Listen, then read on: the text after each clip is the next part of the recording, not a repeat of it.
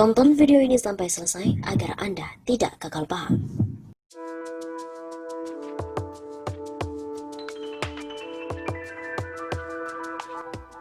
Politik dinasti hidup lagi setelah MK cabut Pasal 7 huruf R Undang-Undang Nomor 8 Tahun 2015. Seperti diketahui, putra sulung Presiden Joko Widodo, Gibran Rakabuming Raka, berhak secara konstitusi untuk berpartisipasi di pemilu, baik sebagai pemilih maupun calon yang akan dipilih. Itu adalah hak, itu tidak boleh diingkari. Tegasnya dari Direktur Eksekutif Negara Institute, Akbar Faisal saat diwawancara salah satu televisi swasta nasional bertajuk Bursa Pilkada dan Politik Dinasti yang Menggurita pada hari Kamis 30 Juli. Menurutnya, Gibran berhak maju di Pilkada Solo. Begitu juga menantu Jokowi, Bobi Nasution, berhak maju di Pilkada Medan lantaran Mahkamah Konstitusi telah mencabut Pasal 7 huruf R Undang-Undang Pilkada Nomor 8 Tahun 2015. Alhasil, kini politik dinasti hidup kembali. Padahal dengan aturan tersebut, kata Akbar Faisal, yang ikut dalam pembuatan undang-undang, pihaknya telah menyiapkan perangkat-perangkat agar dinasti ini tidak berkembang. Karena dulu pertimbangannya sudah luar biasa, merusaknya yang namanya dinasti ini, maka kita bikin undang-undangnya. Sayangnya kemudian itu dibatalkan Mahkamah Konstitusi, lalu kemudian itu hidup lagi. Adapun Pasal 7 huruf R berbunyi, warga negara Indonesia yang dapat menjadi calon gubernur dan calon wakil gubernur, calon bupati dan calon wakil bupati, serta calon wali kota dan calon wakil wali kota adalah yang memenuhi persyaratan sebagai berikut.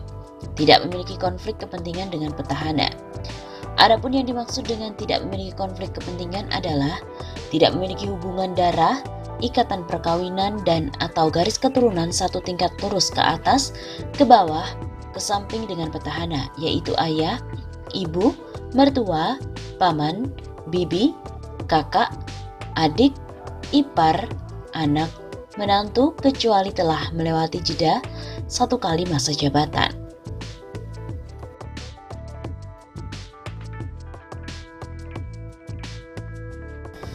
Politik dinasti era Jokowi. Keputusan merestui anak dan menantu menjadi calon kepala daerah menandakan Joko Widodo telah tertular virus nepotisme dan politik dinasti. Ia mengulangi kesalahan para elit politik yang mempertahankan kekuasaan dengan cara menempatkan sanak familinya pada jabatan strategis. Anak sulung Jokowi, Gibran Rakabuming Raka, menjadi calon wali kota Solo, tempat Jokowi mulai meniti karir politiknya. Gibran berpeluang besar menjadi calon wali kota tanpa lawan. Sebab semua partai kecuali PKS kompak mendukung dia. Tanpa pengaruh Jokowi, Gibran yang masih hijau dalam politik sulit mendapatkan dukungan sebanyak itu. Pada awalnya, jalan politik Gibran tak mulus. Pengurus daerah PDI Perjuangan sempat menyokong Ahmad Purnomo, wakil wali kota saat ini, untuk menjadi calon wali kota Solo. Tapi pengurus pusat Partai Banteng meredam riak itu. Yang tidak elok, Purnomo mendapat kabar dia gagal memperoleh rekomendasi partai justru dari Jokowi ketika ia diundang ke Istana Kepresidenan Jakarta. Sebagai fasilitas negara milik semua rakyat, Istana Kepresidenan seharusnya tidak menjadi tempat membicarakan urusan politik partai tertentu. Jokowi seharusnya menjadi model bagi anak dan menantunya yang hendak menempuh suluk politik. Jokowi menjadi tokoh fenomenal karena mematahkan mitos bahwa sirkulasi politik hanya bisa berpusar di lingkaran elit. Jokowi yang bukan siapa-siapa berhasil menembus dinding kekuasaan yang lama kedap.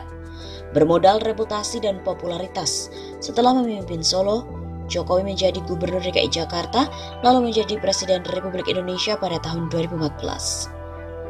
Kala itu sempat bersemi optimisme bahwa sistem demokrasi di Indonesia akan terus membuka jalan bagi putra-putri terbaik negeri. Sayangnya di periode kedua kepemimpinannya, Jokowi sendiri yang memadamkan optimisme itu. Tak hanya di Solo, Jokowi merestui menantunya yang masih belia, Bobi Nasution, menjadi calon wali kota Medan.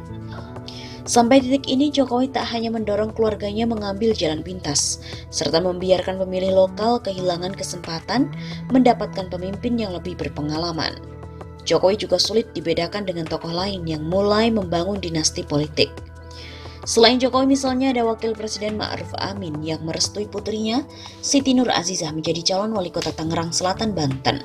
Lalu Menteri Sekretaris Kabinet Pramono Anung mendorong putranya Hanindito Himawan Pramana menjadi calon Bupati Kediri, Jawa Timur. Di luar Jawa, sejumlah kepala daerah juga menyokong sanak familinya bertarung dalam pilkada serentak tahun ini. Bila menang, mereka bakal menambah panjang daftar 117 kepala dan wakil kepala daerah dari dinasti politik dalam 5 tahun terakhir. Andai saja Jokowi ini menahan diri untuk tidak mencalonkan sanak familinya ketika masih berkuasa, dia tak hanya akan terbebas dari tuduhan membangun dinasti politik. Lebih jauh lagi, Jokowi juga bakal dikenang sebagai pemimpin yang turut membangun demokrasi Indonesia, khususnya sistem sirkulasi politik yang lebih adil dan terbuka bagi semua warga negara.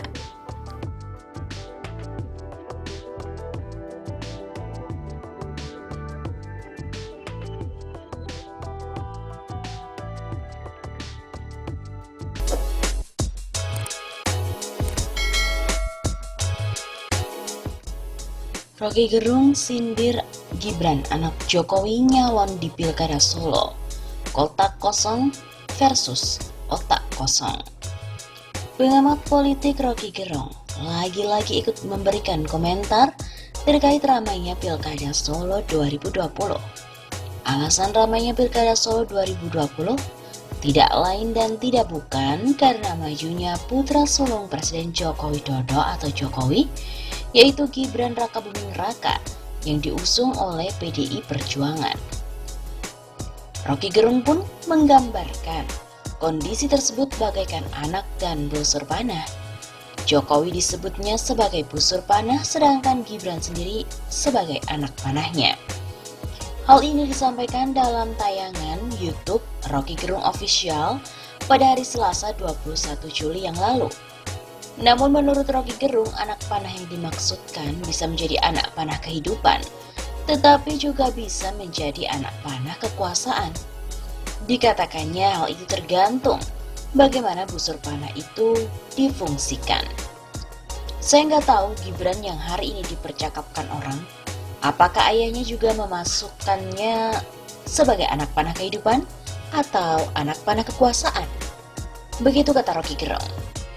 Jika melihat kondisi yang terjadi dengan merujuk majunya Gibran di Pilkada Solo 2020, maka Roky Gerung menilai Jokowi menggunakan anak panahnya untuk menjadi anak panah kekuasaan. Dengan begitu, tidak lain dan tidak bukan adalah sebagai sebuah bentuk nepotisme. Kalau dia sebagai anak panah kehidupan, maka ada wisdom, yaitu sang ayah pasti mengarahkan anak panahnya kendati bukan berasal, bukan keinginan dia, tapi dia menjadi busur, supaya anak panahnya menjadi contoh di masa depan, menjadi contoh dari berhentinya nepotisme. Tapi justru sang ayah menjadikan anak panahnya itu contoh buruk dari nepotisme. Jelas Roky Gerung. Roky Gerung juga menyebutnya sebagai contoh nepotisme yang paling buruk, atau bisa dikatakan lebih dari sekadar nepotisme. Karena seperti yang diketahui, nepotisme adalah masih dalam batas keponakan. Sedangkan Gibran sendiri sudah merupakan anak kandung dari Jokowi. Karena kalau kita sebut nepotisme itu dari kata nepos, artinya ponakan. Ini bukan lagi ponakannya, tapi ini anaknya. Jadi bukan nepos lagi. Ini sudah sosisme, putraisme, dan itu bagian yang paling buruk dari demokrasi. Bahkan Roky Gerung juga menyebut Jokowi ini lebih buruk dari rezim Soeharto. Dulu Pak Harto angkat Mbak Tutut, kita semua protes waktu itu. Tapi akhirnya kita mengerti karena saat itu sistemnya otoriter. Pak Harto kita nilai lebih fair untuk kuasai infrastruktur politik, tak ada oposisi. Maka Mbak Tutut, kalau dibandingkan ya lebih otoriter Jokowi sebenarnya. Dalam sistem demokrasi terang benderang, Jokowi bermain di akhir keruh, mencari keuntungan dari jabatan politik. Sebut saja lebih totaliter dari sistem Orde Baru. Lebih lanjut, Roky Gerung juga membenarkan bahwa majunya Gibran ke Pilkada Solo 2020 merupakan hak otonom setiap individu. Namun menurutnya, hak tersebut berlaku jika seseorang ini benar-benar tidak memiliki hubungan ataupun pengaruh dengan pihak lain di perpolitikan. terlebih dari orang nomor 1 di Indonesia. Kata Rocky Gerung, tentu orang bisa bilang ya itu otonom untuk mencalonkan atau tidak mencalonkan. Dia menjadi otonom kalau tidak dalam sphere of influence dari ayahnya yang merupakan presiden. Kan problem kita sebenarnya adalah sphere of influence presiden akan bekerja mendahului netralitas pilkada. Ia pun bahkan juga menyarankan Jokowi langsung saja melantik Gibran lewat Perpres, ketimbang bertarung lewat pilkada.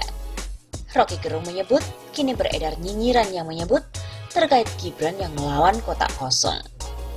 Jadi meme sekarang kalau kotak kosong yang kalah di Solo, yang menang siapa? Jadi sebenarnya kotak kosong versus otak kosong. Begitu katanya.